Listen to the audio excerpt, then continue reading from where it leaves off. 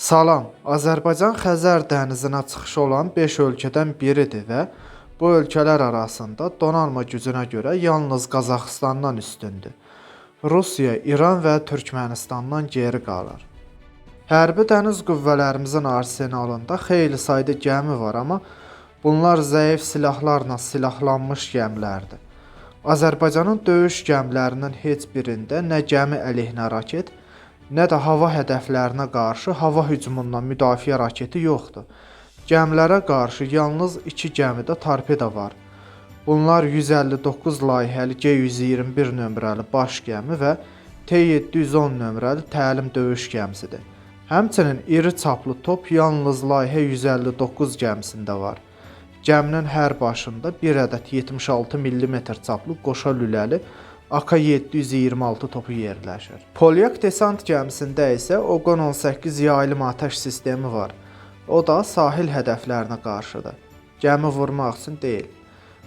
Qalan gəmilər su üstü və hava hədəflərinə qarşı sadəcə yüngül çaplı toplarla silahlanıb. Bunlar 25, 30 və 37 mm-lik toplardır.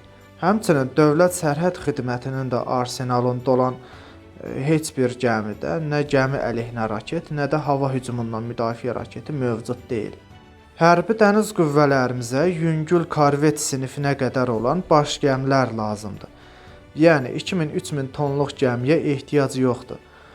Donanmamıza yüngül gəmilər lazımdır. Həmçinin baş gəmilərlə yanaşı müxtəlif təyinatlı köməkçi gəmi və katerlər lazımdır. Baş gəmi ya İsraildən Sarı 72 korveti seçilə bilər. Sarı 72 tam təchizatlı bir gəmidir. Həmçinin onun çəkisi də donanmamıza uyğundur. Onun su basımı 800 tondur. Gəminin silahlanmasına 76 mm-lik top, 8 ədəd gəmi əleyhinə raket və dik atış qurğusunda 16 ədəd hava hücumundan müdafiə raketi, həmçinin torpeda buraxıcı qurğusu daxildir. Beləliklə, Sarı 72 həm su üstü, həm su altı, həmçinin hava hədəflərinə qarşı mübarizə apara bilir. Və ya türk gəmilərindən seçilə bilər. Misal üçün bu gəmi C92 korveti ola bilər. Bu korvetin uzunluğu 91,4 metr. Tam yüklü halda su basımı 1600 tondur. Gəminin silahlanmasına bir ədəd 76 mm-lik top, bir ədəd 35 mm-lik gökdəniz zenit topu, 8 ədəd gəmi əleyhinə raket, dik atış qurğusunda 16 ədəd hava hücumundan müdafiə raketi, bir ədəd torpeda atış qurğusu və bir ədəd sualtı bombatar qurğusu daxildir. Və yaxud da yenə Türkiyə istehsal olan C74 korveti seçilə bilər. C74 korvetinin uzunluğu 74 metr. Tam yüklü halda su basımı 1000 tondur. Gəminin silahlanmasına bir ədəd 76 mm-lik baş topu, bir ədəd 35 mm-lik zenit topu, 16 ədəd hava hücumundan müdafiə raketi, 8 ədəd gəmi əleyhinə raket və bir ədəd sualtı bombatar qurğusu daxildir. Gəmidə torpeda nəzərdə tutulmayıb. Torpedanın quraşdırılması mümkün olduğu halda ölkəmizin seçimləri arasında bu gəmidə ola bilər. Sadaladığım bu 3 gəmidən biri seçilə bilər və tam təchizatlı 2-3 ədəd alına bilər. Köməkçi gəmi kimi Faci 65 hücum gəmisi seçilə bilər. Bu gəminin uzunluğu 65 metr, tam yüklü halda su basımı 600 tondur.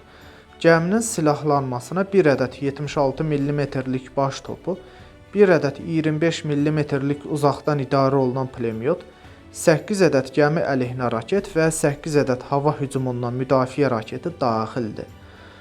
Bu gəmidən də təxminən 6 ədəd alına bilər deyə düşünürəm. Həmçinin buna əlavə olaraq Tuzla sinifli patrul kateri də alına bilər. Tuzla katerinin uzunluğu 56 metr. Tam yüklü halda su basımı 430 tondur. Gəminin silahlanmasına bir ədəd qoşa lüləli 40 mm çaplı top daxildir. Həmçinin gəmi əleyhinə raket və Sunqur, İqla kimi zenit raket kompleksi və sualtı hədəflərə qarşı bombatarla təchiz oluna bilir.